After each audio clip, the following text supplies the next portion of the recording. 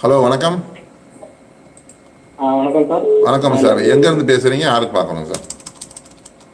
Hello sir. சொல்லுங்கள் sir, யாருக்கு பார்க்கணும் சார்? எனக்கு தான் சார். எங்கே, துபாயிலேருந்து பேசுகிறீங்களா?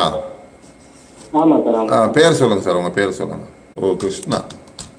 கிருஷ்ணா, நீங்கள் பிறந்த ஊர் சாமி? பிறந்த ஊர் தென்காசி. 14/11/1997. நேரம் நைட்டு 1:30 AM. விடிஞ்சதுக்கு அப்புறம் என்ன கிழமைன்னு ஏதாவது தெரியுமா? வெள்ளிக்கிழமையா? இல்ல வெள்ளிக்கிழமை தான். ஆனா வியாழக்கிழமை எனக்கு ஜாதகத்துல போட்டிருக்கு. வெள்ளிக்கிழமை ரைட், அதான் கேட்குறேன்.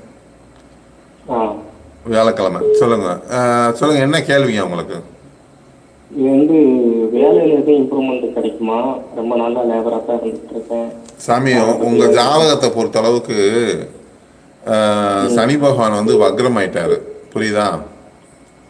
ரெண்டாவது சந்திரன் வந்து பாதக ஸ்தானத்துல சந்திரன் இருக்காரு. நேர் ஏழுல கேது இருக்காரு. சனி வக்ரம் பெற்று நேர் ஏழு கேது நோக்கி வர்றாரு. அப்ப லக்னத்துக்கு 12 கூடிய சந்திரன் பாதக ஸ்தானத்துல போய் இருக்காரு. 12ஆம் இடம் 8ஆம் இடம். 12ஆம் இடம் 8ஆம் இடங்கிறத வெளிமாநில வெளிநாடு. அங்கே 8ஆம் இடத்துல சனி, தொழில்காரனான சனி பரிவர்த்தனை யோகத்தில் 6க்கு வர்றாரு. Okay, right. பட் இருந்தாலும் உங்கள் ஜாதக அமைப்பு என்ன சொல்லுதுன்னா, வெளிநாடு போய் சம்பாரித்து ஏர்ன் பண்ணி வர்றதுக்கான சிரமங்கள், வர்றது சிரமம். பெரிய வெளிநாடு போய் எத்தனை வருஷம் ஆச்சு சாமி? வெளிநாடு போய் எவ்வளோ வருஷம் ஆச்சு? வெளிநாடு போய் 8 வருஷம் ஆச்சு. எவ்வளவு சம்பாரிச்சு மிச்சம் வச்சிருக்கீங்க? மாசம் என்ன சார், என் செலவு 35,000 அனுப்புறேன். இதெல்லாம் ஒரு தப்பா நினைச்சுக்காதீங்க, இதெல்லாம் ஒரு அமௌண்ட்டே கிடையாது.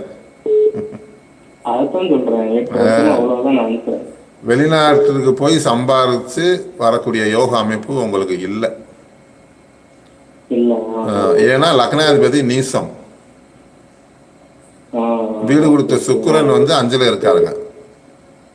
சனியும் வக்ரமா இருக்காங்க. சரியா? சனியும் வக்ரமா இருக்காங்க. அதனால வந்து ரெண்டாவது ஆமா, சனியும் குரு வெளிநாடு போறதுல நீங்க வெளி மாநிலம் போனீங்கன்னா கூட இன்னும் ஏர்ன் பண்ணிருப்பீங்க, அதிகமா ஏர்ன் பண்ணிருப்பீங்க. சரிங்களா? அது கொஞ்சம் யோசனை பண்ணிக்கோங்க, எதுனாலும் நல்லது.